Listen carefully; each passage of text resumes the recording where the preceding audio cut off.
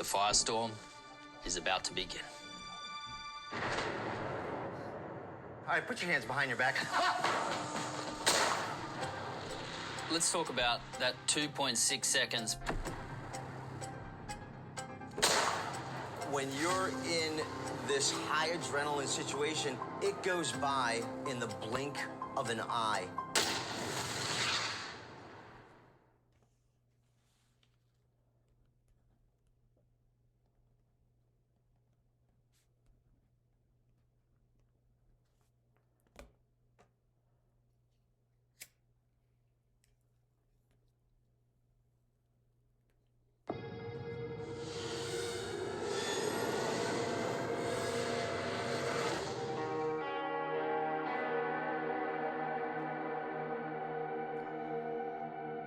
Has there been any talk amongst the family about the time taken between the first shot and the second shot?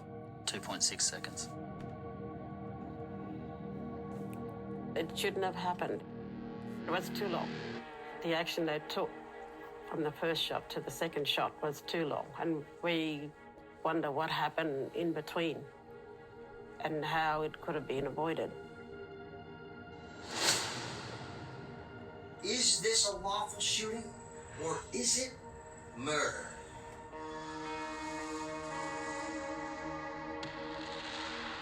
My name is Scott Roeder. I'm an evidence specialist and crime and shooting scene reconstruction expert.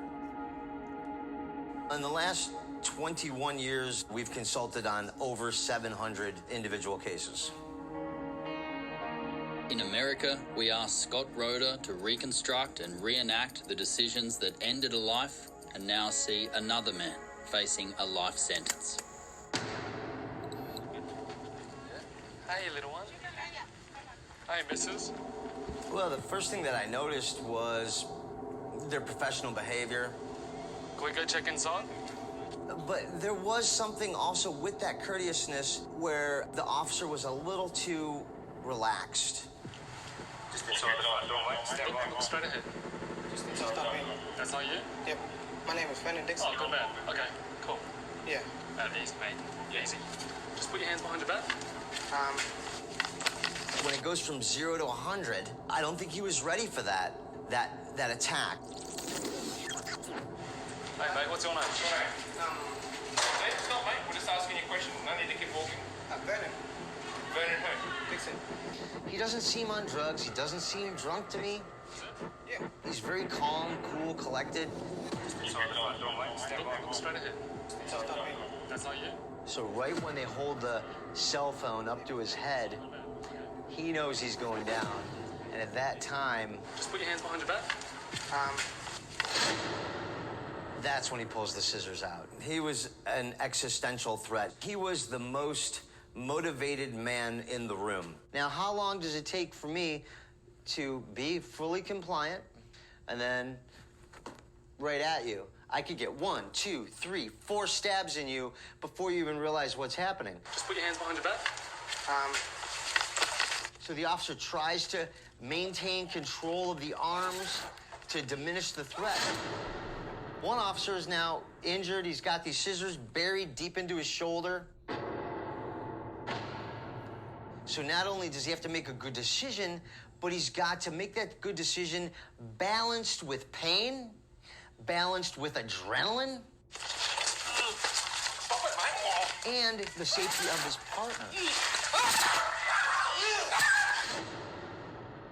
Officer Rolfe responds by unholstering his weapon and shooting 1 time into his back.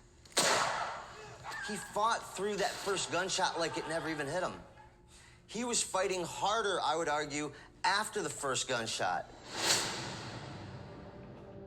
Let's talk about that 2.6 seconds between the first shot and the second shot. Now, the prosecution argument is the first shot was defense, that they were carrying out the arrest. The second and the third shot is murder. I want to be respectful, but that's ridiculous assertment. I don't see any difference between the first, second, or third shot during this instance, because the first shot, you're reacting to being attacked. All right, let's ID you here. All right, put your hands behind your back. You think about 2 to 3 seconds, right? 1 1,000, 2 1,000, 3 1,000. Sounds like a long time sitting here talking to you, but when you're in this high adrenaline situation, it goes by in the blink of an eye. Officer Rolfe has discharged the first shot, and he now has 2.5 to 3 seconds to make the following decisions. Was the first shot effective? Apparently no. From the body camera, Arnold Walker was still fighting with everything he had.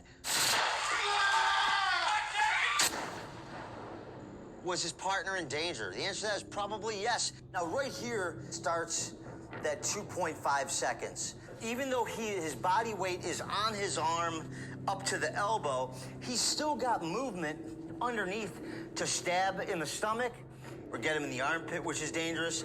Any fleshy point to hit, it's not a bulletproof vest. So I think even though his movement is limited, it's temporary limitation of his movement because you don't have full control of him. Can he get off another shot safely? All in 2.5 seconds. So he has to make those decisions. One shot.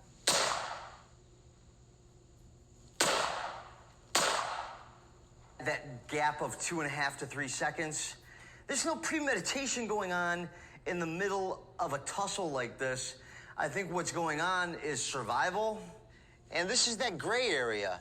It's about, did you use the right discretion in using deadly force? And in this case, I would say yes. I think they used a lot of compassion in giving Mr. Walker an opportunity to comply with the first shot, and it was only after he continued to attack with the edged weapon that they discharged 2 more times. Even after 2 shots, they still tussle with him to get his arms behind his back and struggle to get those scissors out of his right hand.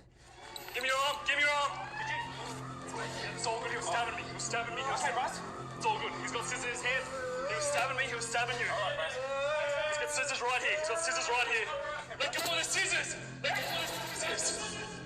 Some people would say, hang on, this is a pair of scissors he's got in his hands, not a knife. Yeah, this is more dangerous than a knife because on a knife, you can't put your fingers through the holes so that you can't be disarmed. How do you disarm me? This is attached to my hand. All of the soft tissue in the neck, the face, the eyes, the temple, and the legs are exposed. With that tip, you might even be able to plunge it down all the way to the handle, right? Like if I got into some soft belly, especially under the armpit, like look at how far we could get that into you. And if you think about that, look at how deep that is. It's the width of my neck. And that's a kill shot with a pair of scissors.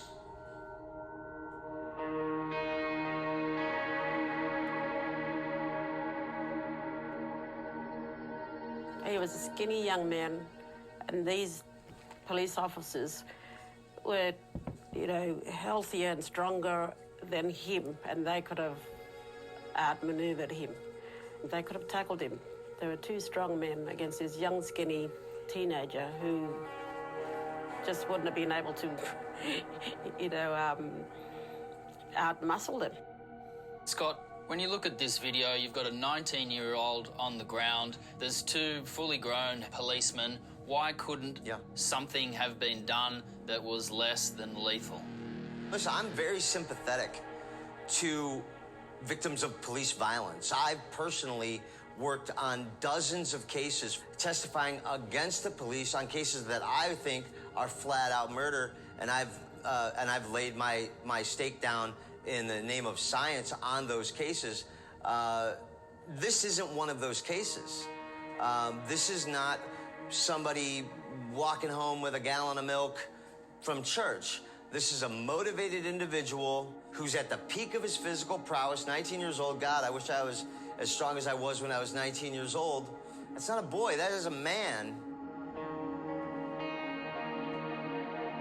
It's a tragedy that Mr. Walker's dead, but I think, unfortunately, it was all within his control, I believe. In your opinion, do you believe that the shooting of Mr. Walker was justified? I do believe that the shooting was justified, and I do also equally send my deepest compassion to Mr. Walker's family as well.